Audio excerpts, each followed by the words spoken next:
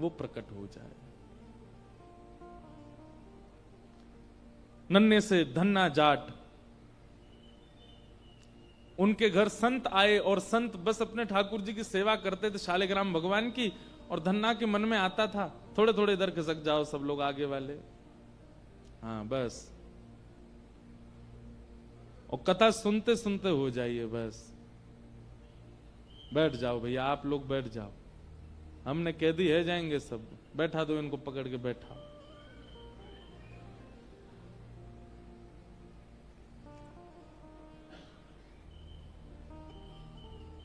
हमारी एक बात है कि हम क्या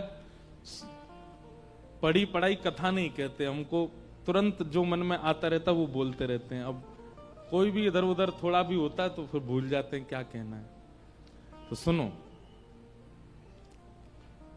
धन्ना जाट छोटे से थे। अब हम ये बता रहे हैं कि ठाकुर जी से प्रेम कैसे होता है। अब उनकी सहज स्थिति बन गई कि संत अपने ठाकुर जी की सेवा करते थे और धन्ना बैठ करके देखते थे। उनके मन में आती कि हमें भी ऐसी सेवा करनी है, छोटे से बालक। कुछ दिन बाद संत जाने लगे तो नन्हे से बालक रोने लगे। संत से कहने लगे आप हमारे घर से मत जाओ, यहीं रहो, हमें आपकी सेवा बहुत अच्छी लगती है। संत नहीं माने तो धन्ना जी बोले आप चले जाओ, अपने ठाकुर जी दे जाओ हमको, हमारा इनसे इतना लगाव हो गया, हम इनकी सेवा करते रहेंगे। कोई अपने ठाकुर जी कैसे दे। लेकिन बाल हट के आगे किसी की हट नहीं चलती। छोटे बालक जब हट करने पर आते हैं तो फिर सब हार जाते हैं उनके आगे। तो धन्ना जी ने हट कर दी कि अपने ठाकुर जी दे दो। तो संत ने छोटे से बालक, स्वभाव तो उसका मधुर ही होता है बालक का, एक बाहर से शालिग्राम जी जैसे दिखने वाले पत्थर ले आए और उनको बढ़िया स्नान करा के, इत्र आदि लगा के, तिलक चंदन फोटा करके और एक सिंहासन पर बिठा दिया। अपने ठाकुर जी नीचे धर दिए और वो पत्थर के शालिग्राम जो लेके आए बाहर से उनको सिंहासन पर पधरा दिया। और धन्ना जी से बोले देखो तुमको सेवक ठाकुर जी चाहिए कि महाराजा ठाकुर जी चाहिए। बोले मतलब? बोले वो नीचे जो बैठे हैं बिना सिंहासन के वो तो है सेवक ठाकुर जी, वो आसन पे जो बैठे हैं वो है महाराजा ठाकुर जी, बताओ कौन से ठाकुर जी चाहिए। बालक का तो स्वभाव है, उसको तो सब बड़े बड़े ही चाहिए। उसने कि महाराजा ठाकुर जी चाहिए हमको। वो महाराजा ठाकुर जी सामान्य पत्थर था। संत बोले तो फिर सेवक ठाकुर जी हम ले जाओ? बोले हाँ ले जाओ, आप ले जाओ। असली शालिग्राम जी संत अपने साथ ले गए और एक सामान्य सा पत्थर दे गए। मां से लड़ते हैं, पिताजी से कहते हैं मेरे ठाकुर जी के लिए चंदन मंगवाओ, ठाकुर जी के लिए रोली मंगवाओ, ठाकुर जी के लिए श्रृंगार मंगवाओ। माता पिता कोई व्यवस्था करते नहीं तो श्री धन्ना जी अपने आप ही लाल लाल दिखने वाली मट्टी में जल मिला के तिलक कर देते हैं ठाकुर जी को। पीलो चंदन लगावे की इच्छा होवे, पीली कोई वस्तु दिख जाए, हल्दी आदि में ही थोड़ा जल लगा के वो चंदन लगा देते हैं। अब और कोई व्यवस्था तो है नहीं। धन्ना जी ने कही संत भगवान भोग लगाते थे ठाकुर जी का, मैं भी लगाऊं। भोग धर दिया सामने, मां से थाली लगवा के लाए और थाली ला करके भीतर कक्ष में अपने ठाकुर जी के आगे धर दी और पर्दा हाथ में लेके खड़े हो गए। बोले ठाकुर जी संत भगवान भी भोग लगाते थे, आप मेरे यहां भी भोग लगाओ। धीमे धीमे धन्ना जी ऐसे पर्दा लेके खड़े हो जाते और धीमे से ऐसे देखते ठाकुर जी पा रहे हैं कि नहीं। अभी तो नहीं पा रहे, फिर खड़े हो जाते। फिर थोड़ी देर में देखते ठाकुर जी ने पाया कि नहीं, अभी तो नहीं पाया। बीच बीच में कहते हैं लाल जी कहा बात है, आपको बढ़िया नहीं लग रहा प्रसाद, क्यों नहीं पा रहे आप। बाल अवस्था में ये चतुराई नहीं आती हमारे चित्त में कि ठाकुर जी के आगे केवल थाली रखी जाती है और यथावत उठा ली जाती है। ये तो बड़े होने के बाद हमारा स्वभाव बन जाता है ऐसा। बालक के चित्त में तो ये आ जाता है कि नहीं ठाकुर जी हमारी तरफ पाते ही होंगे, और ऐसे स्वभाव यदि बड़ों के चित्त में आ जाएं तो निश्चित है कि ठाकुर जी पाएंगे ही। हमें विश्वास है कि ठाकुर जी पाएंगे नहीं, इसीलिए थाली यथावत ही मिलती है हमको, कभी परिवर्तन नहीं होता उसमें। कभी चिंता हुई? अपने ठाकुर जी के सामने प्रसाद पधरा के जब दोबारा उठाने के लिए गए तो उस प्रसाद में एक तनिक भी कुछ कम नहीं हुआ, इस बात से कभी चिंता हुई हमको? कभी नहीं हुई। बालक के सामने थाली रख दी जाए और एक रोटी दी जाए, वो आधी ही खावे, मां पूरे घर को अदर कर देती है, नजर लग गई किसकी, और रोटी नहीं खा रहा है, आधा ही खा रहा है, इतने में ही पूरा हो गया, और ये तो गलत बात है, खाता क्यों नहीं है? डॉक्टर के पास ले जाएंगी, वैद्यों के पास ले जाएंगी, गंडे बनवाएंगी। ऐसी चिंता कभी ठाकुर जी के लिए हुई? हमारे लाल जी क्यों नहीं पाते?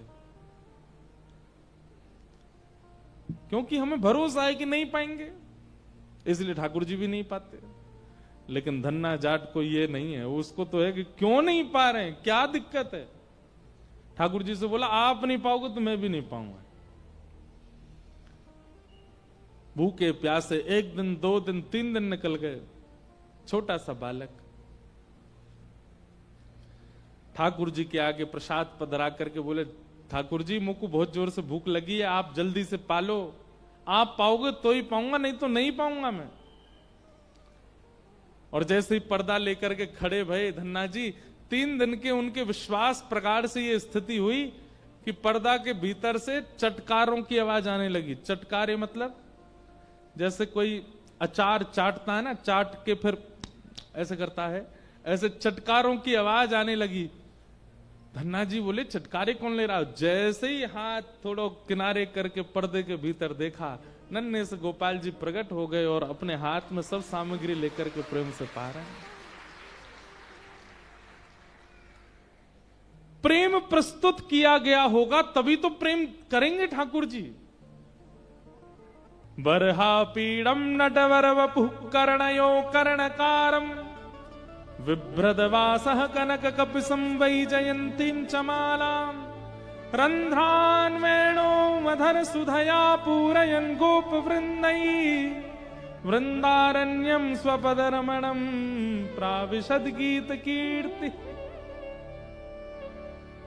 वहां ठाकुर जी शस्त्र नहीं उठाते, वहां ठाकुर जी अपने प्रभाव में नहीं आते हैं, स्वभाव में ही रहते हैं। एक दिन मधुमंगल बोलो, अरे लाला सुन, तू जहां जावे सबरे तेरी इतनी पूजा करें, जा गली ते निकल जाए सबरी गोपी तेरे ऊपर न्योछावर रह जाए। ठाकुर जी बोले हम मलूक हैं हमारे। मधुमंगल बोलो मलूक तो मैं कम ना हूं डाला, लेकिन तेरे जैसे लत्ता ना है मुंह पे पहनवे को। ब्रजभाषा समझ रहे हो? बताओ लत्ता कहते के हैं? लत्ता किससे कैसे कहते हैं? कपड़ों से। 4 लोगन नहीं पता ही बस। मधुमंगल बोलो लाला मलूक तो मैं हूं, खूब हूं, लेकिन तेरे जैसे लत्ता ना है मुंह पे, या हमारे मुंह कोई पूछे ना है। काऊ देना तेरो मोर मुकुट पहन के, तेरी कारी कामर पहन के, तेरी पीतांबरी पहन के मैं जाऊंगा, सबरे मोह दंडोत करेंगे, सबरी गोपी मेरे रूप पे न्योछावर रह जाएंगे। ठाकुर जी बोले सबरे कामन ने कर लियो, जय मत करियो, बस मेरे लत्तान ने मत पहनियो। तो बाहर ते बड़े सुंदर लग रहे हैं, लेकिन इनको धारण करने के बाद बड़ो भार है सिर पे। अब ये तो मानवों का स्वभाव रहा है कि जिस काम के लिए मना करो अदबद के उसको करते हैं। मधुमंगल बोलो जरूर इन लत्तान में ही कछु जादू है, तभी मना कर रो मोते, लेकिन मैं मानूंगा ना काउदना अवसर मिले तो।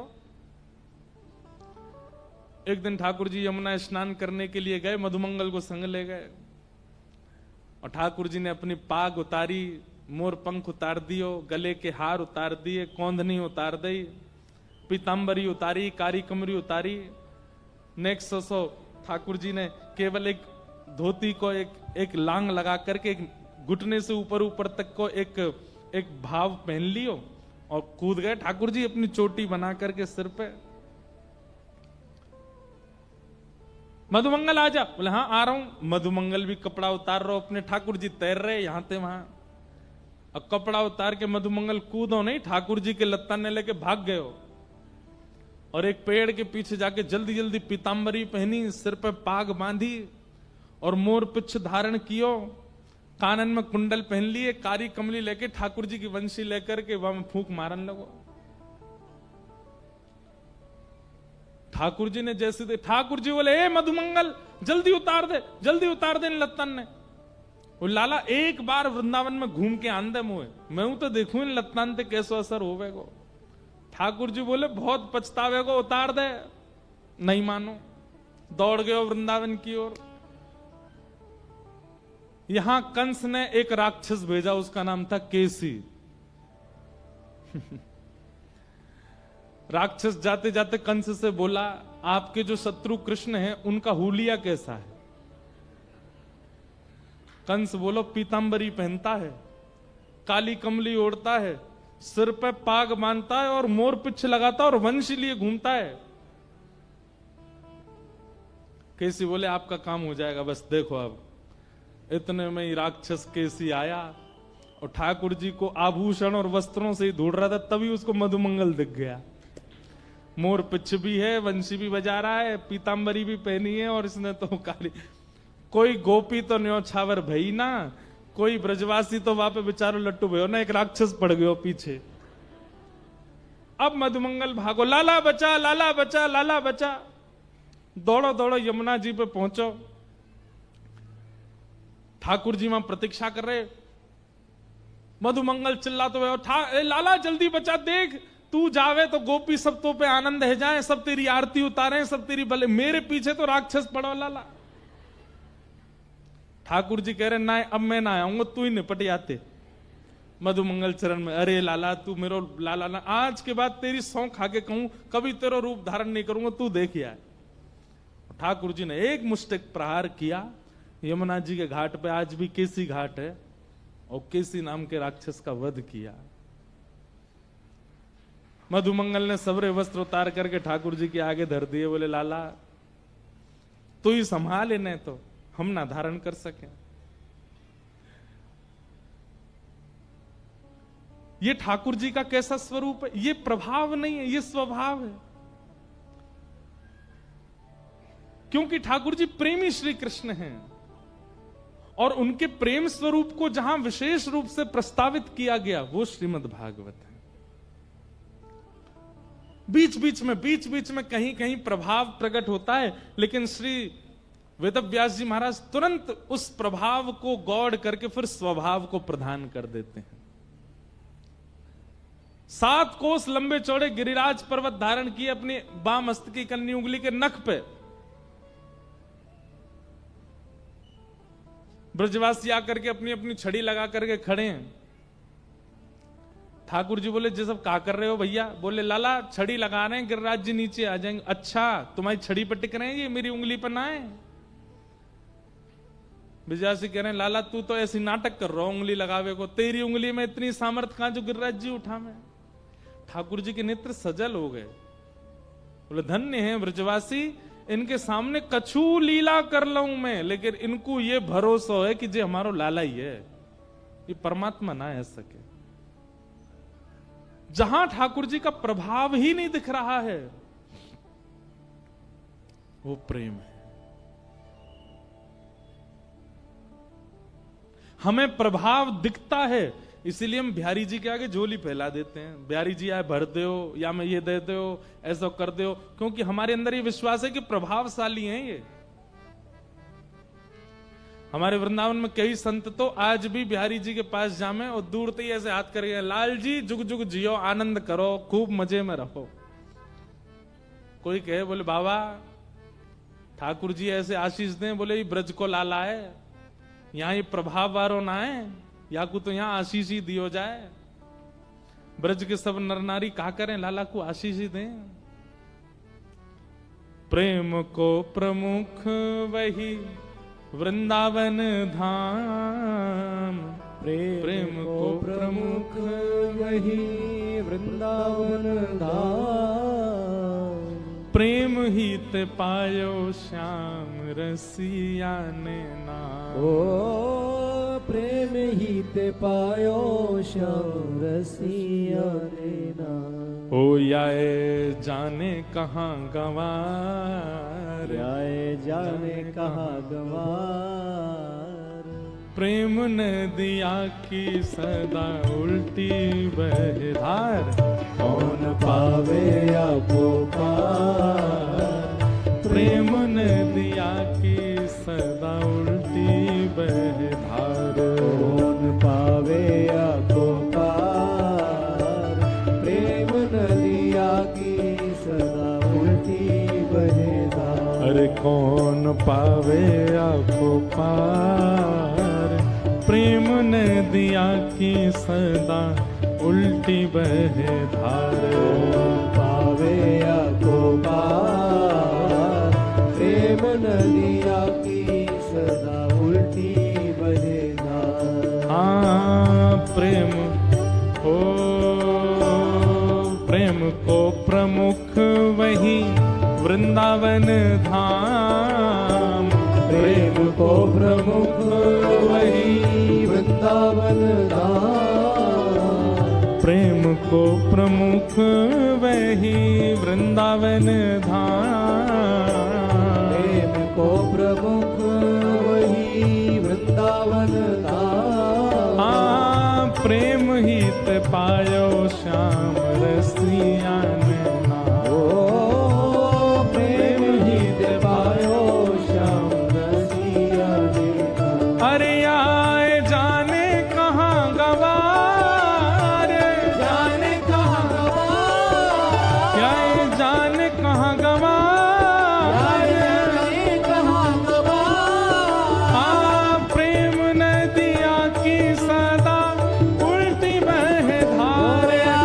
जाने कहाँ गवार, प्रेम नदिया की सदा उल्टी बहे धार। अरे कौन पावे आको पार, प्रेम नदिया की सदा उल्टी बहे धार। कौन पावे आपको पार, प्रेम नदिया की सदा उल्टी बहे धार। और वृंदावन में प्रेम केवल ठाकुर जी पे असर ना करे, जो आ जाए वहां पे असर करे।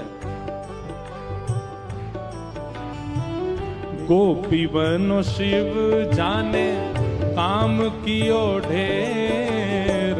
गोपी बनो शिव जाने काम की ओढ़े। पूरे विश्व में कहा नाम है, कालों के काल महाकाल, कैलाश के निवासी, केदारवासी, रामेश्वर में विराजमान रामेश्वरनाथ। जहां भी चले जाओ महादेव का स्वरूप ऐसा है कि बस देख करके आदमी हाथ जोड़ के थर थर कांपता है। पर वही महादेव कालों के काल महाकाल जब वृंदावन आते हैं, गोपी बनो शिव जाने काम कियो ढेर। गोपी बनो शिव जाने काम की ओढ़े। ओ ठुमक ठुमक नाचे गौरा हस मुंह पे। ठुमक ठुमक नाचे गोरा हंसे मुँह पे। अरे हाँ ठुमक ठुमक नाचे गौरा हस मुंह पे। ओ ठुमक ठुमक नाचे गोरा कौन? हंसे मुँह पे। अरे नंदी बैल को सवार, बैल को नंदी बैल को सवार। बैल को सवार। हाँ भैया प्रेम नदिया की सदा उल्टी बहे धार। कौन पावे आपको पार, प्रेम नदिया की सदा उल्टी बहे धार। अरे कौन पावे आको पार, प्रेम नदिया की सदा उल्टी बहे धार।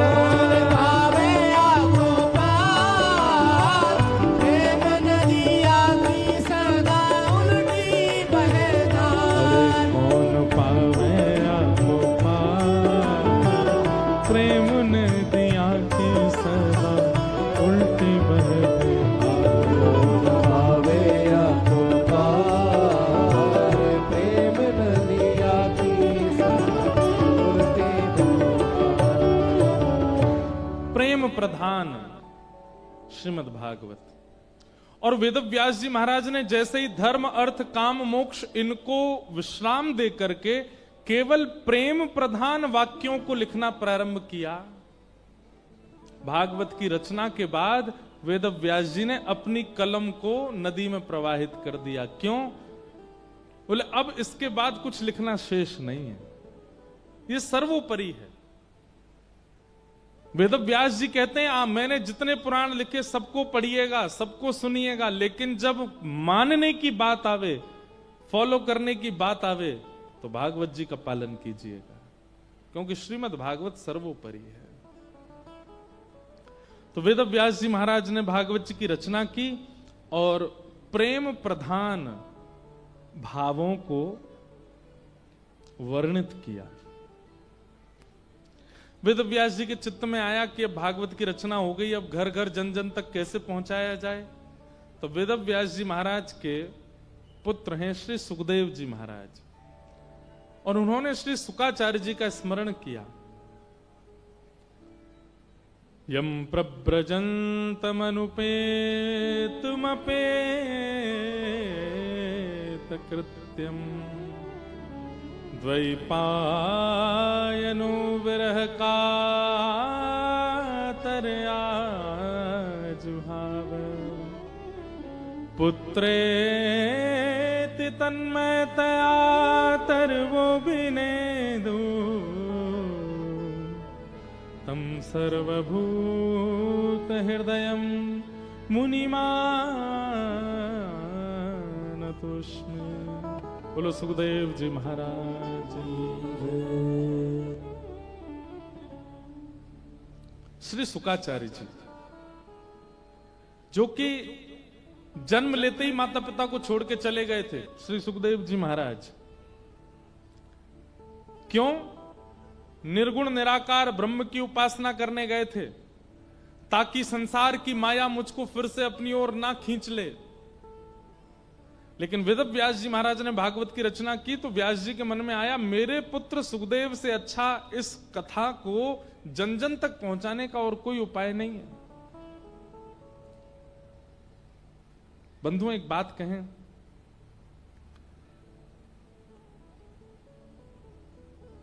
पुत्र को जन्म देना मां की जिम्मेवारी है, पर उस पुत्र को पात्र बनाना यह पिता की जिम्मेवारी है। पुत्र होने की जितनी प्रशंसा पूरे घर में मनाई जाती है ना, उत्सव मनाए जाते हैं, पटाखे फोड़े जाते हैं, मत किया कीजिए। जब पुत्र पात्र बन जाए तब उत्सव मनाइएगा। आजकल पुत्र और पुत्री के होने का उत्सव तो होता है, पर वो पात्र नहीं बन पाते, वो पुत्र तक ही सीमित रह जाते हैं। ये प पर जो ऊ की मात्रा है ना, ये दर्शाती है कि ये उल्टा ही है। इस मात्रा को माता पिता की जिम्मेवारी है कि सुधारे। और आ की मात्रा, ये जो पीछे आ की मात्रा, ये क्या है? थोड़ी कठोराई से थोड़ी ने डंडा उठावे हाथ में, उसको पहले पात्र बनावे। बालक बेचारे कह रहे होंगे कल से कथा में नहीं आना। जय बढ़िया व्यास जी क्या बता रहे हैं माता पिता को?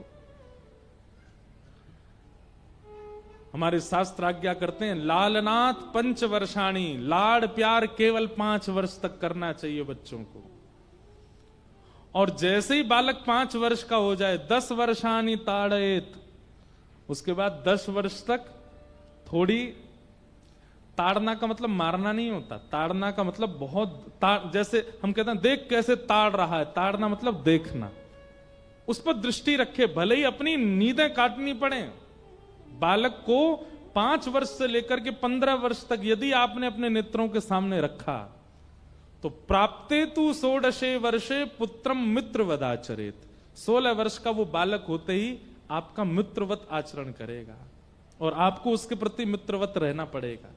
वो बालक अच्छा ही होगा। इसलिए पुत्र होने की प्रशंसा मत करो, पुत्र होते ही आपकी चिंता बढ़नी चाहिए कि अब ये पात्र बनना चाहिए। और पात्र बनाने के चक्कर में कहीं इतने सीरियस मत हो जाना कि बेचारे को जीन नहीं दो, सांस नहीं लेने दो, ऐसा भी मत करना। बहुत स्वाभाविक, बहुत बहुत ये भी सत्संग ही सिखाएगा कि बालकों से व्यवहार कैसा किया जाता है, बालकों के प्रति बातचीत और उनके साथ हंसना बोलना कैसा होना चाहिए। पात्र बनाइए।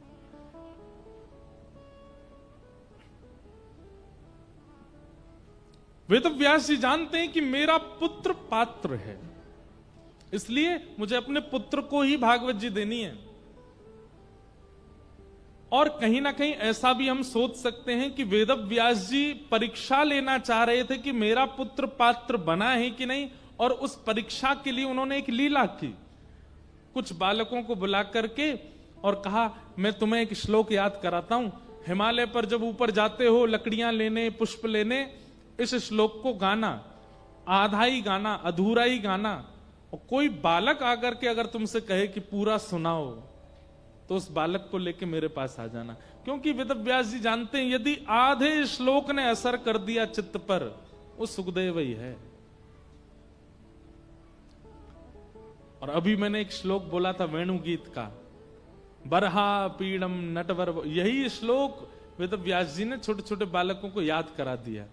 और वो बालक जाते हिमालय पर, और हिमालय पर जाकर के श्लोक गाते, बरहा पीड़म नटवर वपु कर्णयो कर्णकारम। बहुत सुंदर झांकी है ठाकुर जी की। ठाकुर जी ने मोर पिछ पहना है, कैसा टेढ़ा सा पहना है। नटवर वपु, नटवर मतलब ठाकुर जी का नाम है नटवर लाल। नटवर का मतलब क्या होता है? नट का मतलब होता है लोगों को अपनी कला से आकर्षित करने वाले को एक प्रकार से नट कहते हैं। कला प्रदर्शन करने वाले को नट कहते हैं। नट के प्रति आकर्षण अपने आप बन जाता है। स्टेज पर आकर के परफॉर्मेंस करने वाला व्यक्ति कैसा भी हो, उसके प्रति आकर्षण हो ही जाता है। लेकिन ठाकुर जी कौन है? बोले नटवर, आकर्षण करने वालों में भी प्रधान है नटवर। नटवर वपु, वपु कहते हैं अंग को। ठाकुर जी की एक उंगली भी देख ली ना गौर ते, ठाकुर जी की एक रों भी देख लियो गौर ते, वही पे न्योछावर रह जाओगे। मुखमंडल तो बहुत दूर की बात है। नटवर वपु कर्णयो कर्णकारम, कान दो हैं तो कुंडल एक ही पहनते हैं ठाकुर जी। वो कैसे पहनते हैं? कभी या कान में पहन लें और चलते चलते उतार के कभी या कान में पहन लें, कभी या कान में पहन लें, ऐसे। और ये क्यों करते हैं ठाकुर जी? जितनी देर चलते हैं उतनी देर मन तो लगना चाहिए। तो मन कैसे लगा? में कुंडल खोलें दूसरे में पहने, फिर कुंडल खोलें फिर या में पहने। ठाकुर जी की बाल लीला। हमारे नाना जी इसका एक और सुंदर भाव बताते थे। बोले लाला, ठाकुर जी हमारी तरह कुंडल नहीं, जैसे पुष्प धारण कर लेते हैं यहां कान के ऊपर, और फिर चलते चलते कहा करें ऐसे पुष्प निकारें और वह आकाश में उछालें और दूसरे कान में ऐसे धारण कर लें, और फिर सबरे ग्वाला के वाह लाला एक और बार करके दिखा। फिर ठाकुर जी फिर निकारें, फिर उछालें, फिर यूं करें, सीधो यहीं आके गिरे। जैसे साउथ इंडियन पिक्चरों में एक्टर करता है ना, चश्मा उछालता है, सीधे आंख पे ही आके लगता है। ऐसे ठाकुर जी हमारे लीला करते, सब ग्वाला मचल जाते, वाह लाला हम करके दिखाएंगे, लेकिन उनसे हो नहीं पाता। फिर ठाकुर जी आनंद कर। तो कर्णयो कर्णकारम, जो बार बार फेर फेर करके अपने कानों के कुंडलों को बदलते रहते हैं चलते चलते।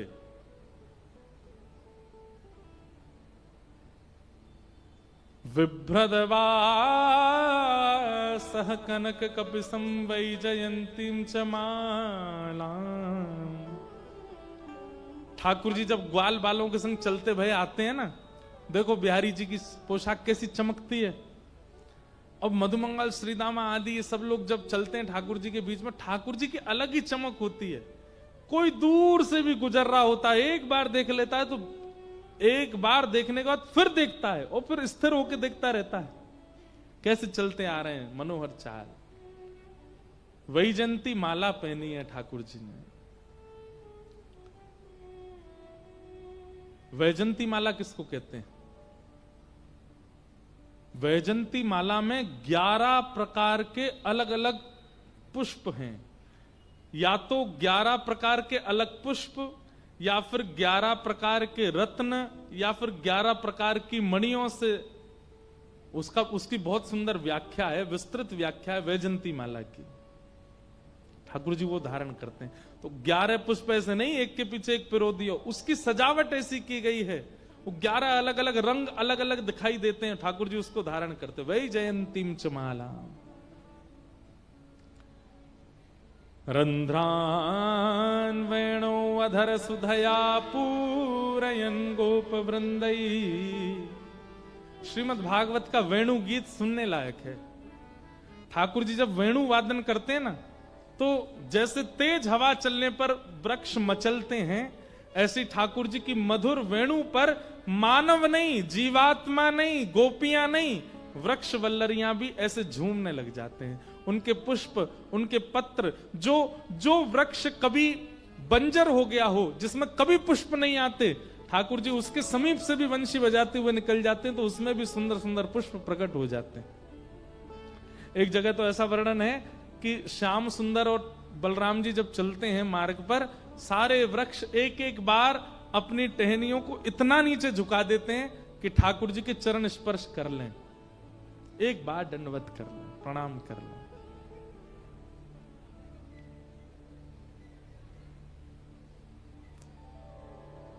रंध्रान वेणो अधर सुधया पूरयन गोप वृंदई। वृंदारण्यम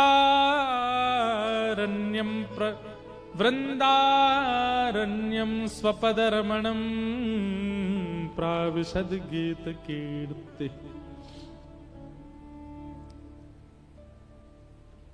अब इस श्लोक को हिमालय में जाकर के छोटे छोटे बालक गा रहे थे, और निर्गुण निराकार ब्रह्म की उपासना में बैठे हुए श्री सुखदेव जी महाराज के कानों में जैसे ही गया, बरहा पीड़म नटवर वपुः कर्णयोः कर्णकारम विभ्रदवासः कनक कपिसम वैजयंतीम च मालाम रंध्रान वेणु। ये छवि, ये श्लोक कान में नहीं गया है, सीधे स्वरूप प्रकट हो गया ठाकुर जी का सुखदेव जी के चित्त में। और वो कटाक्ष नेत्र, मधुर मुस्कान, वो बांकी चाल जैसे ही शुकाचार्य जी के हृदय में प्रकट हुई, शुकाचार्य जी का ध्यान भंग हो गया, और नेत्र खोल करके वो तो जैसे विरहिणी गोपी की तरह ढूंढने लगे इस बंजर जंगल में, इस भयावह विशाल पहाड़ी क्षेत्र में ये नन्हा सा गोपाल क्या कर रहा है। गूंज आ रही थी दूर से छोटे छोटे बालकों के मधुर स्वर की। दौड़े हैं श्री सुखदेव जी महाराज, और उन बालकों से जाकर के एक व्याकुल गोपी की तरह पूछने लगे, कौन है ये जिसके बारे में तुम गा रहे हो? ये जो वंशी बजा रहा है, जिसके कानों में कुंडल है, जो पीतांबरी पहना है, जिसने मोरपंख, ये कौन है? इसके बारे में और बताओ। किसका बेटा है, किसका भाई है, कहां रहता है, इसके बारे में थोड़ा और तो बताओ। छोटे छोटे बालक बोले, हमें तो बस इतना ही आता है, इनकी पूरी जानकारी हमारे गुरुदेव के पास है, आपको इच्छा हो तो चलो। और श्री सुखदेव जी महाराज उन बालकों के साथ आए। जैसे ही आकर के देखा, बद्रिकाश्रम में सरस्वती नदी के तट पर आश्रम श्री वेदव्यास जी महाराज का, देखते ही शुकाचार्य जी प्रसन्न हो गए, ये तो मेरे पिताजी हैं। चरणों में जाकर के प्रणाम किया, पिताजी।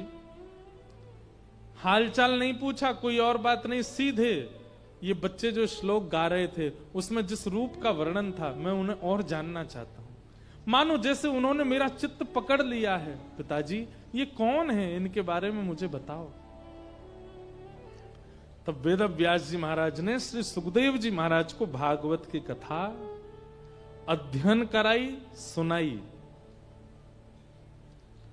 और श्री सुखदेव जी महाराज उस मधुर कथा को श्रवण करके, अध्ययन करके अत्यंत शांत हृदय के हो गए, अत्यंत प्रसन्न चित्त होगा। मैंने कल भी कहा था ना, बहुत बहुत लाइट फील कराती है कथा। आप जैसे मानो एक पंखुड़ी हवा में लहराती है ना, ऐसे लहराने लगोगे अपने जीवन में। जीवन में आने वाली विपत्तियां इतनी परेशान नहीं करेंगी आपको। ऐसे हो गए श्री सुखदेव जी महाराज,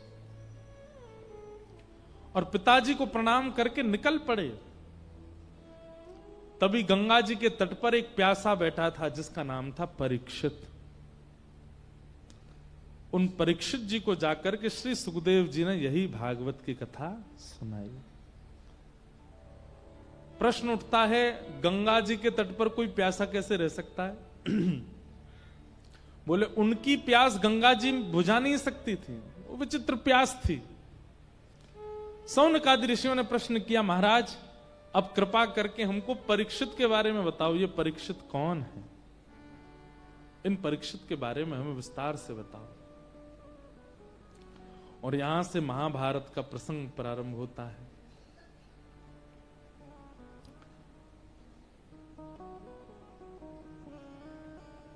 यदा मृधे कौरव संजयाना वीरे स्वथो वीरगतिं गतेषु ब्रकोदरा विग्धगदा विमर्श भृगनोरुदण्डे धृतराष्ट्रपुत्रे। महाभारत। बंधुओं,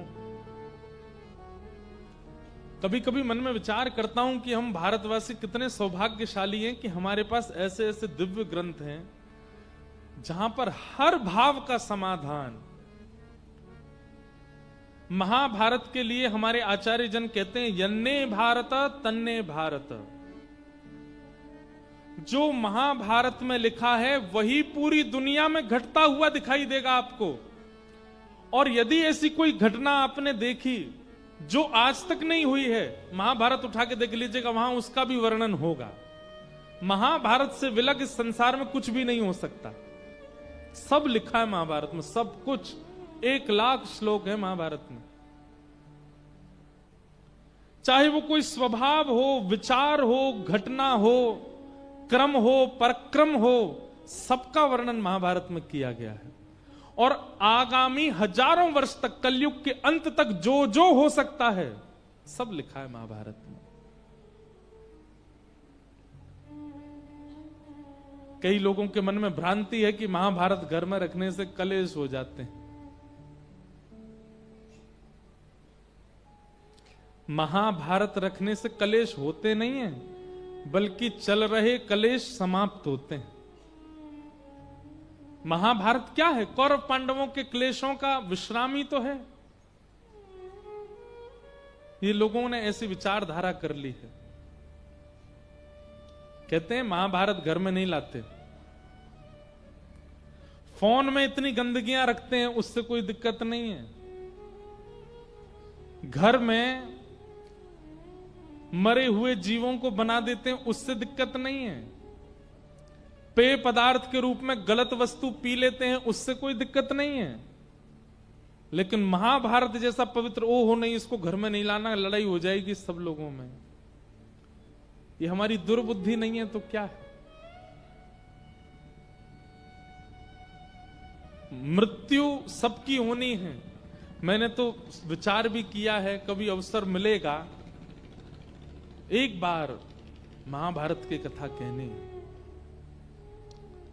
महाभारत की कथा 7 दिन की नहीं होगी, 1 महीना की होगी। और महाभारत की कथा के बड़े नियम हैं। जैसे पांडवों ने यज्ञ किए थे, वैसे यज्ञ होते हैं। यज्ञ के साथ फिर वो उसके क्रम है। प्रवचन तो हो सकता है महाभारत का 1 महीने का होगा, लेकिन करना है एक बार। कभी बिहारी जी कृपा करेंगे तो करेंगे। महाभारत। यदा मृधे कौरव संजयानाम, श्रीमद् भागवत में थोड़ा सा अंश है महाभारत का, बहुत ध्यान से सुनिएगा। महाभारत का युद्ध अपने अंतिम पड़ाव पर था। दुर्योधन और भीम के बीच में अंतिम युद्ध चल रहा था और तभी भीम ने अपनी गदा का खूब प्रहार किया, लेकिन दुर्योधन का उससे बाल बांका भी नहीं हो रहा था, क्योंकि दुर्योधन का सर्वांगीण अंग लोहे का है। हार करके भीम ने एक बार अर्जुन के रथ की ओर देखा तो ठाकुर जी ने इशारा किया, जंघा पे मारो। भीम ने विचार नहीं किया कि भाई पैरों पर और नाभि से नीचे प्रहार करना धर्म युद्ध में मना है। उसने कहा ठाकुर जी आज्ञा कर रहे हैं, अब ये जाने इनका काम जाने, मैं तो कर देता हूं। और तुरंत उसने जंघा पर प्रहार किया, बिल्कुल विचार नहीं किया कि नाभि से नीचे मना है मारना। और महाभारत युद्ध पांडव जीत गए, कौरव हार गए। लेकिन इस बात की खबर जब बलराम जी को पड़ी कि महाभारत युद्ध में अधर्म किया गया, नाभि से नीचे योद्धा के प्रहार किया गया, बलराम जी क्रोध में भर करके आए और आकर के भीम को नष्ट करने का प्रयास करने लगे। भगवान ने आकर के रोका। ठाकुर जी ने कहा, दाऊ दादा आप इतने क्रोध में क्यों, क्या बात है? बलराम जी बोले, लाला देख, ये अधर्म मेरे सामने होएगा, मैं सहन ना करूंगा। धर्म युद्ध में नाभि से नीचे प्रहार करना मना है, तो इसने नाभि से नीचे प्रहार किया क्यों? और मोय पता चली तेने आज्ञा दैया को, तेने भी धर्म विरुद्ध आज्ञा काय को दई।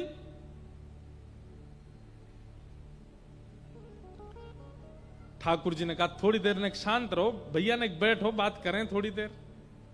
बलराम जी बैठे, बोले लाला जल्दी बता, ये सब क्यों करवाए हो तेने? ठाकुर जी बोले, पहली बात तो पूरे महाभारत युद्ध में आपके दर्शन नहीं हुए, अचानक से आप कैसे प्रकट हो गए? बलराम जी बोले, मुझे पता चला कि अधर्म हो रहा है, तो इसलिए मैं बीच बचाव के लिए आया।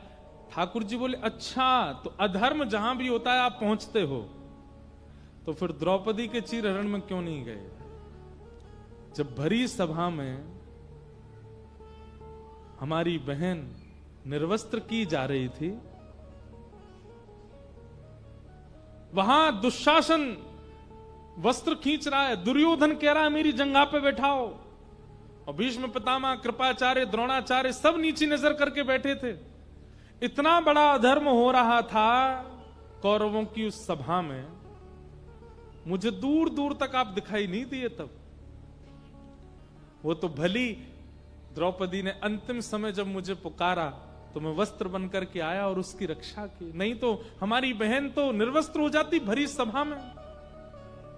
एक अबला नारी, और वो भी रजस्वला अवस्था में निर्वस्त्र हो रही थी, तब आप दिखाई नहीं दिए भैया मुझे।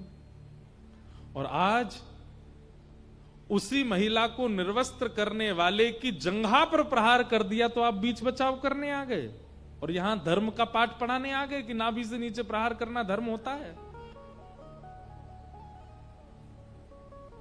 बलराम जी निर्बाक हो गए, शांत हो गए।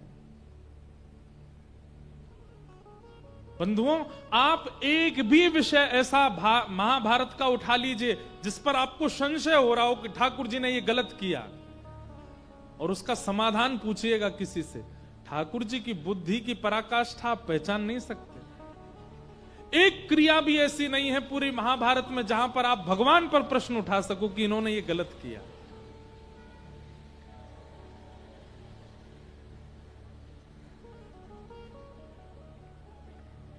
बलराम जी बोले, लाला मुझे क्षमा कर दे, लेकिन मैं एक बार तो पूछना चाहूं, तो फिर धर्म का निर्वहन जहां ना किया जा रहा हो कैसे पहचाना जाए, या क्या क्रिया करनी चाहिए?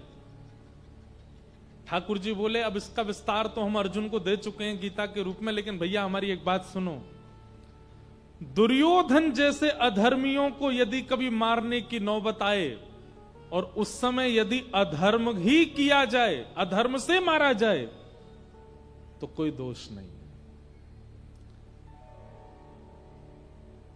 अबला नारी के ऊपर दृष्टि रखने वाला, छोटे छोटे बालकों के प्रति कुभाव रखने वाला, माता पिता के प्रति दोह रखने वाला ऐसा व्यक्ति यदि कभी सामने आ जाए और उसके पाप का घड़ा इतना भर चुका हो कि मृत्यु ही एकमात्र उपाय है, तो फिर धर्म का विचार नहीं करते भैया।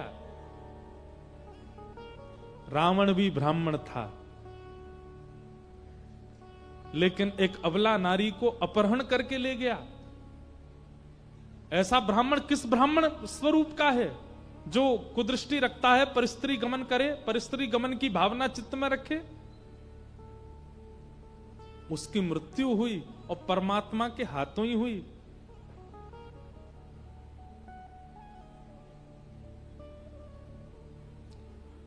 दुर्योधन को मारते समय हमें वो मानव नहीं दिख रहा था, योद्धा नहीं दिख रहा था, एक कुदृष्टि रखने वाला और अबला नारी पर दुष्दृष्टि रखने वाला वो व्यक्ति दिख रहा था, राक्षस दिख रहा था। इसलिए उसको मारने के लिए नाभि से नीचे प्रहार मैंने आज्ञा देकर के करवाया।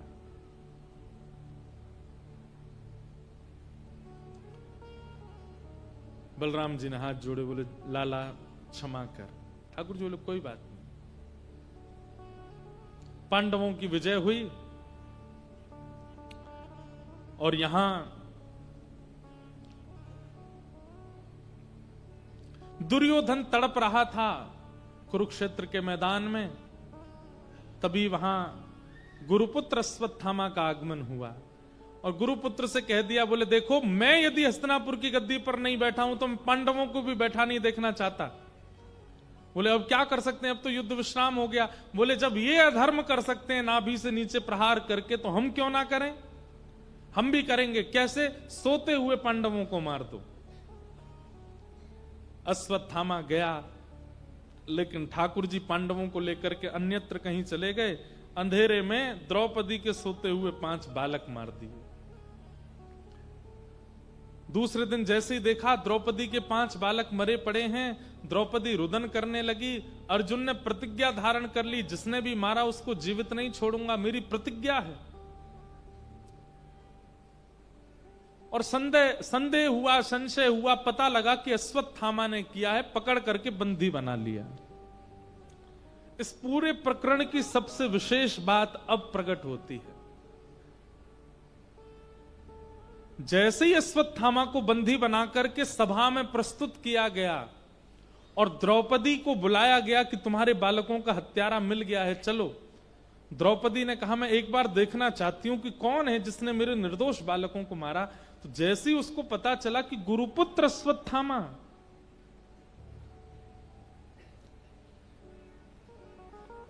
आहा, तथा हतं पशुवत् पाशवद्ध मवाङ्मुखं कर्म जुगुप्सितेन निरीक्ष्य कृष्णापकृतं गुरुसुतं वामस्वभावा कृपया ननामच। बहुत ध्यान से सुनिएगा। पशुवत पाशबद्ध, जैसे किसी पशु को बांधा जाता है ऐसे बांध करके लाए अश्वत्थामा को, और चला करके नहीं लाए, घसीट करके लाए अश्वत्थामा को। अब उसके कर्म देखे जाएं तो किसी को दया नहीं आएगी। बालकों को मारा है छोटे छोटे, लेकिन गुरुपुत्र है, हमारे गुरु का बेटा है, ये चिंतन करके निरीक्ष कृष्णापकृतम गुरु सुतम, द्रौपदी के नेत्र सजल हो गए और हाथ जोड़ करके अर्जुन से कहने लगी, अर्जुन इसको छोड़ दो, इसको ऐसे मत मारो, ये हमारे गुरु का बेटा है। जिन गुरु ने तुमको धनुष उठाना सिखाया, बाण चलाना सिखाया, रणभूमि में खड़ा होना सिखाया, जिन गुरु की कृपा से तुम योद्धा कहलाए, गांडीव धनुषधारी कहलाए, ये उनका बेटा है। उन गुरु के ऋण हैं हमारे ऊपर। चलो महाभारत युद्ध में वे विपक्ष में थे इसलिए मारे गए, लेकिन कम से कम उनके परिवार के प्रति तो थोड़ी कृतज्ञता रखो। बंधुओं, आपको सुनने में बहुत सामान्य सी बात लग रही होगी, लेकिन द्रौपदी उन बालकों की माता है जो मारे गए हैं, और अश्वत्थामा उनका हत्यारा है, और द्रौपदी उसके लिए कह रही है कि इसको मुक्त कर दो। वहां खड़े सब आश्चर्यचकित हो गए, लेकिन दूर खड़े श्री कृष्ण के नेत्र सजल हो गए। प्रेम से भर गया ठाकुर जी का चित्त, और ठाकुर जी ने द्रौपदी को अपना नाम दे दिया, निरक्ष कृष्णा, मैं कृष्ण हूं और मेरी बहन कृष्णा। क्यों? दया का स्वभाव। बालकों के हत्यारे के लिए कहती है कि इसको छोड़ दो।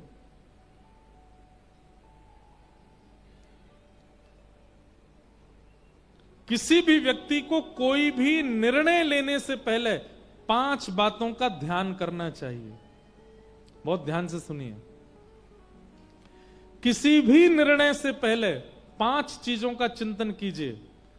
धर्मम, न्यायम, शकरुणम, निर्वलीकम, समम महत्, राजा धर्म सुतो राज्ञा, प्रत्यनन द्विचो द्विजा।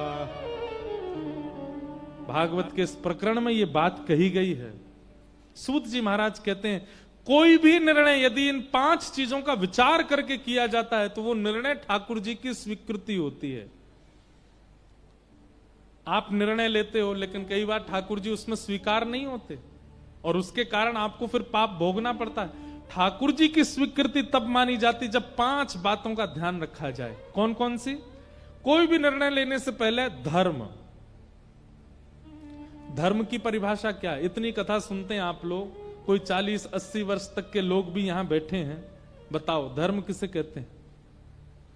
सीधी परिभाषा, धार्यते इति धर्म। जो धारण करता है उसे धर्म कहते हैं। आपकी क्रिया, आपके विचार, आपका स्वभाव, आपकी करनी, जिससे सब धारण होते हैं, उसको धर्म कहा जाता है। निर्णय लेने से पहले धर्म का विचार करो कि मैं जो निर्णय ले रहा हूं ये सबको धारण करेगा। दूसरी बात, न्यायम। अपने किसी भी निर्णय से पहले यह विचार करो, इससे कहीं पक्षपात तो नहीं हो जाएगा। दोनों पक्षों का न्याय हो तो ही निर्णय लीजिए। धर्मम, न्यायम। और तीसरी बात कही, सकरुणम। अपने निर्णय में दया को स्थान दीजिएगा। निर्दयी होकर के कोई निर्णय मत लीजिएगा। यदि बिना दया के कोई निर्णय लिया जाएगा, ठाकुर जी का वो उस निर्णय के प्रति अस्वीकृति होगी। दया। धर्मम, न्यायम, करुणम। और फिर कहा निर्वलीकम। निर्वलीकम मतलब निष्कपटता।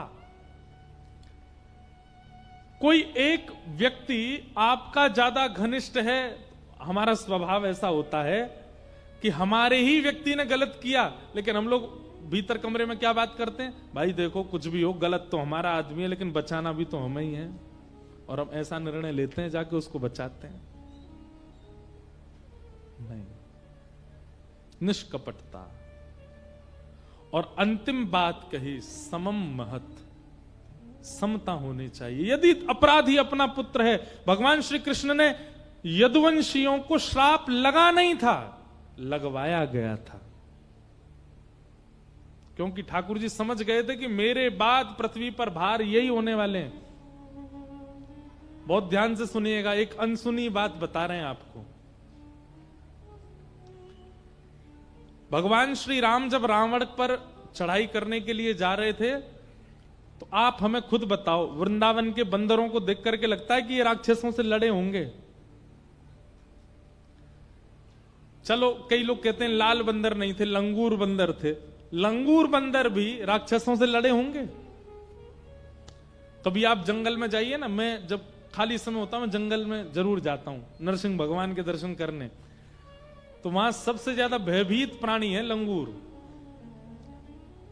जैसे जंगल में कभी आप जाओगे तो शेर कहां है इसका पता कैसे लगता है? लंगूर की आवाज से। क्योंकि लंगूर जहां से बोल रहा होगा वहीं की तरफ गाड़ी घुमाओ, शेर वहीं होगा। इतना भयभीत रहता है। कभी कभी मन में सोचते हैं ये कैसे लड़े होंगे रावण की सेना से। तो सीधी बात यह है कि भगवान श्री राम जब लंका पर विजय के लिए जा रहे थे तो एक दिन ठाकुर जी ने समस्त सेना को अपने सन्मुख खड़ा करके और सब पर दृष्टिपात किया, और जैसा बल एक भगवत तत्व में होता है वैसा बल समस्त वानरों को प्रदान कर दिया।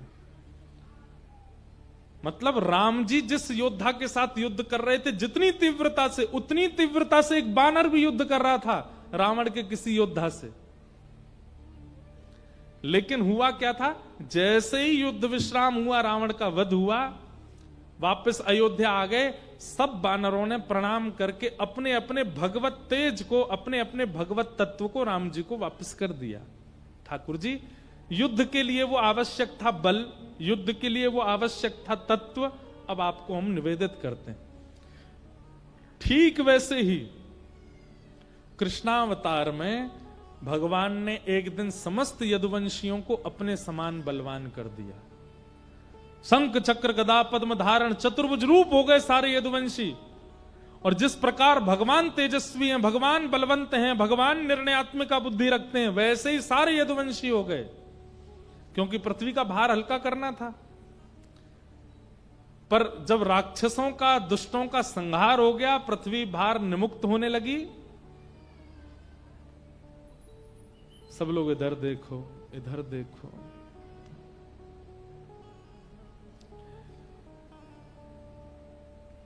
क्या बता रहा था मैं? हां, तो पृथ्वी जब भार विमुक्त हो गई,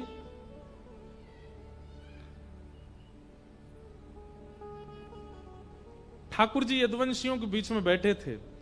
ठाकुर जी के मन में ऐसा नहीं था, पर ठाकुर जी चाहते हैं कि भाई इन यदुवंशियों को समझ में आना चाहिए कि मैंने बल दिया, अब ये बल उसको वापस कर दें, उसका क्या प्रयोग है? अब कोई प्रयोग तो है नहीं। लेकिन यदुवंशियों ने उस बल को वापस ना करके उसका मान करना प्रारंभ कर दिया।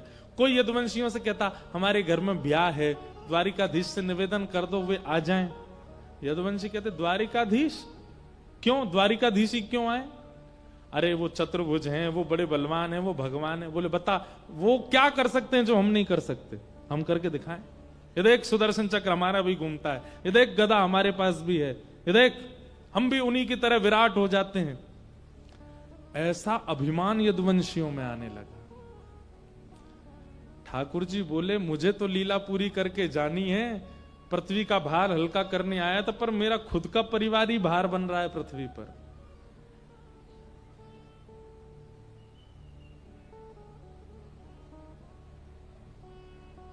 ये बल मैंने दिया और उस बल को लेकर के ये सब अभिमान कर रहे हैं। भगवान बोले इनका संहार ही पृथ्वी को बचा सकता और कुछ नहीं हो सकता। तब संतों का माध्यम लेकर के यदुवंशियों को शापित कराया गया, क्योंकि अपना परिवार है, स्व परिवार को कोई नष्ट नहीं कर सकता। भगवान अपने परिवार को स्वयं नष्ट क्यों करें? इसलिए संतों को माध्यम, क्योंकि जानते हैं इनको बल का इतना अभिमान है कि अभिमानी व्यक्ति कथा में नहीं जाता, सत्संग में नहीं जाता, संत जनों को प्रणाम नहीं करता, गुरुजनों के सामने नतमस्तक नहीं होता। यदुवंशी कथा सुनते ही नहीं थे, सत्संगों में जाते ही नहीं थे। कोई कहता भी था हमारे घर कथा हो रही है आप आना, यदुवंशी कहते हमारे चाचा स्वयं भगवान है, विराजो हमारे चाचा स्वयं भगवान है, हमें आने की क्या आवश्यकता? इधर देखो, यहां देखो।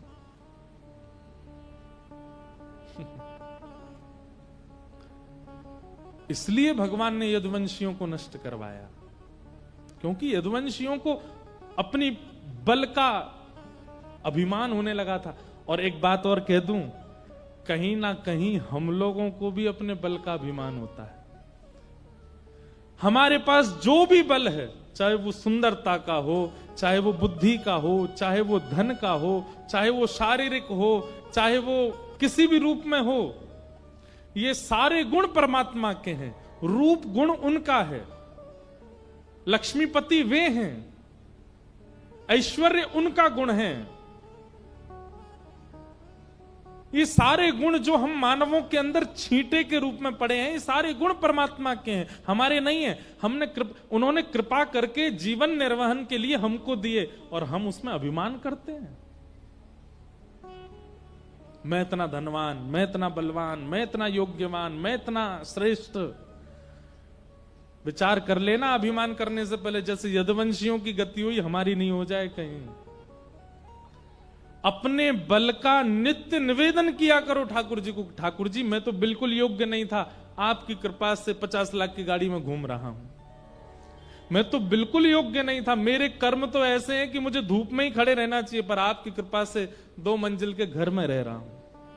मैं तो बिल्कुल योग्य नहीं था, पर ऐसी सुपात्र पत्नी, ऐसे बच्चों को पाकर के मैं जीवन निर्वहन कर रहा हूं। मेरी कोई योग्यता नहीं है नाथ, सब आपकी कृपा है। ये विचार सदैव चित्त में रखा कीजिए। इसलिए हनुमान जी इतने प्रिय हो गए, इसलिए बानर इतने प्रिय हो गए, यदुवंशी प्रिय नहीं हुए ठाकुर जी के, क्योंकि बल का अभिमान है।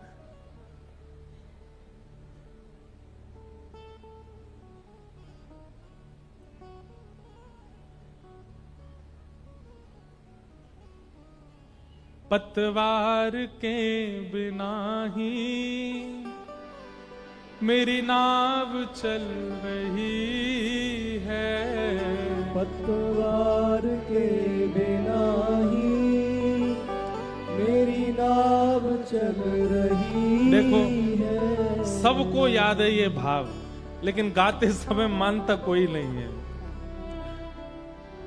कोई भी श्रेष्ठ काम करके आएंगे, कुछ भी अच्छा करके आएंगे, तो मन में भाव क्या आ जाता, मैंने किया, मेरे द्वारा किया गया। और गाते क्या है, पतवार के बिना ही मेरी नाव चल रही है। हैरान है जमाना, मंजिल भी मिल रही है, करता नहीं हूं कुछ भी। ये कमाल हो रहा है, सब काम हो रहा है। ये गाने तक मत रखिए भैया, इसको मानिए भी, इसको स्वीकार भी कीजिए। नहीं तो जो गति दुर्गति यदुवंशियों की हुई, तैयार रहिएगा उसके लिए।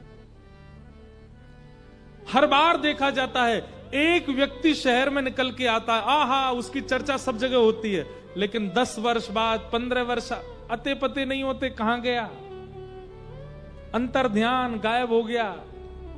क्यों? अभिमान था। गोस्वामी जी की चर्चा आज तक है, मीराबाई की चर्चा आज तक है, सूरदास जी की चर्चा आज तक है, ध्रुव प्रहलाद की चर्चा आज तक है, क्योंकि ये सब इसी भाव में रहते थे कि मेरा आपकी कृपा से सब काम हो रहा है। मेरा आपकी कृपा से सब काम हो रहा है। मेरा आपकी कृपा से सब काम हो रहा है। मेरा आपकी कृपा से सब काम हो रहा है। करते हो तुम कन्हैया, करते हो तुम कन्हैया, करते हो तुम कन्हैया, करते हो तुम कन्हैया। मेरा नाम हो रहा है। मेरा आपकी कृपा से सब काम हो रहा है।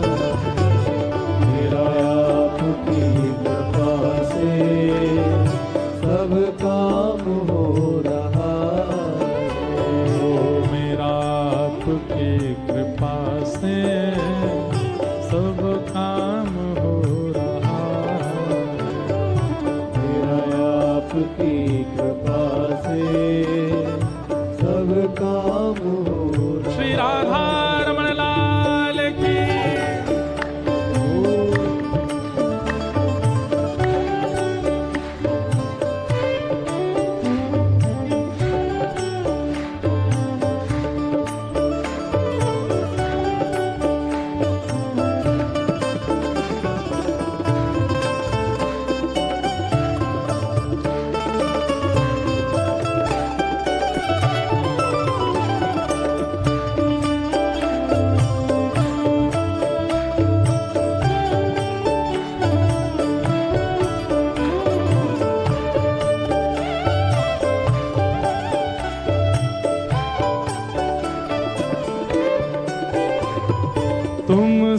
साथ हो जो मेरे, किस बात की कमी है। तुम साथ हो जो मेरे, किस बात की कमी है। किसी चीज और की अब दरकार भी नहीं है। किस चीज की और अब दरकार भी नहीं है। तेरे साथ से गुलाम अब गुलफाम हो रहा। तेरे साथ से गुलाम अब गुलफाम हो रहा।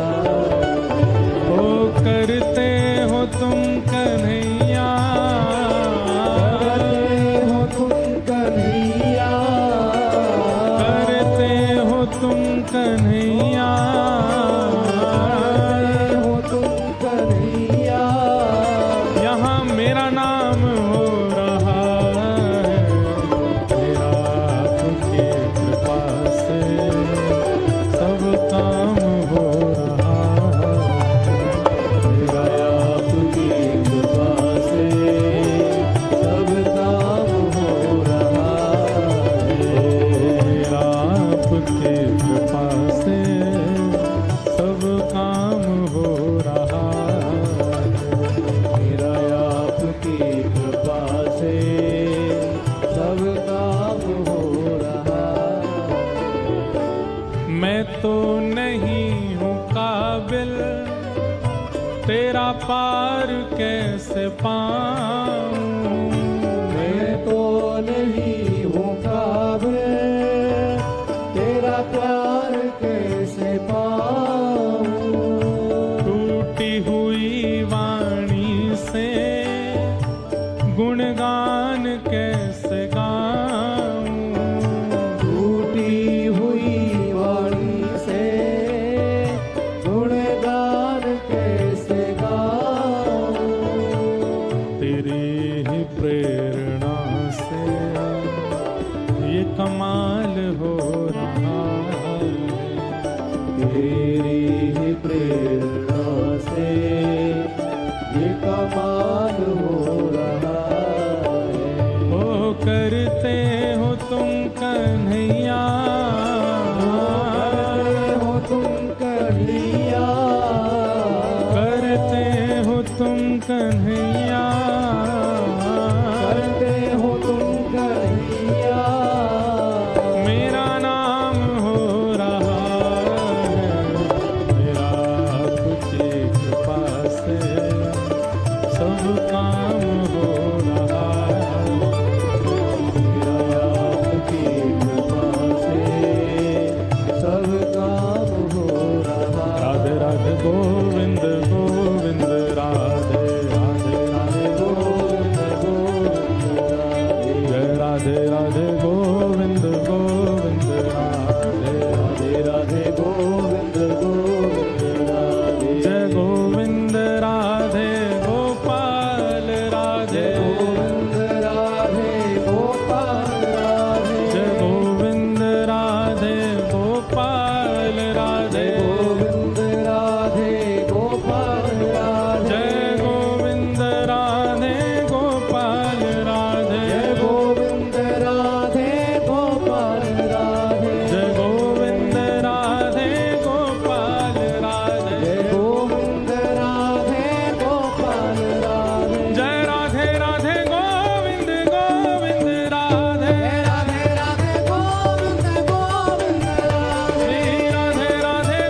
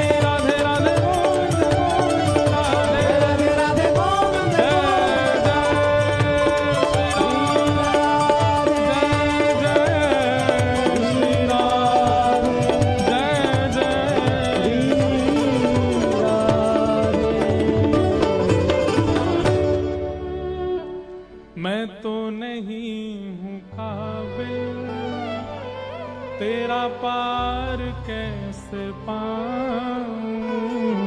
मैं तो नहीं हूँ काबिल, तेरा पार कैसे पाऊं। टूटी हुई वाणी से गुणगान कैसे गाऊं। टूटी हुई वाणी से गुणगान कैसे गाऊं। तेरे ही प्रेरणा से ये कमाल हो रहा है।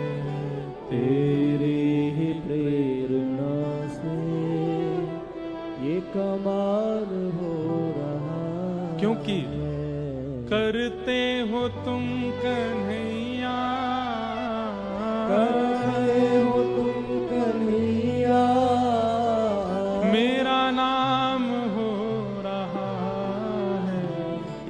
मेरा आपकी कृपा से सब काम हो रहा है। मेरा आपकी कृपा से सब काम हो रहा है। कितने आश्चर्य की बात है कि ये भाव सबको याद है, लेकिन फिर भी लोग अपना ही बल मानते हैं, जानते हुए भी। अब ये तो वैसी बात हो गई कि पूरी कथा हुई और किसी व्यक्ति ने कहा महाराज जी कथा से मेरा जीवन बदल गया, और अभिमान किसको हुआ? माइक को। माइक को अभिमान हुआ, बोले मैंने बात नहीं सुनाई होती तो ये कैसे बदलता। वाह, तेरी सामर्थ है, तेरी सामर्थ है कुछ भी कहने की। अगर यहां बैठा व्यास चुप हो जाए तो ये माइक कुछ भी सुना सकता है? नहीं सुना सकता। ठीक वैसे ही जैसा अभिमान माइक को हुआ वैसा ही हो गया व्यास को। ओहो, मैंने कथा सुनाई इसलिए इसका जीवन परिवर्तित हो गया। तब हंसी आई पीछे बैठे गोपाल जी को, वाह, मैं नहीं होता तो तू कहां से बोलता, मैंने अनुग्रह नहीं किया होता, मैंने कृपा नहीं की होती, मैंने अगर कोई भाव तेरे हृदय में नहीं पिरोए होते। ठाकुर जी जैसे मैं कह रहा हूं माइक के लिए कि मैं हट जाऊं, तू बोल के दिखा, ठाकुर जी भी कह रहे होंगे रुक जा मैं हटता हूं तेरे सिर से, अब बोल के दिखा। ठीक वैसे ही किस बात का गुमान है हमको? कुछ भी तो नहीं है हमारे पास, फिर ये अभिमान कैसा? इसलिए धर्मम न्यायम सकरुणम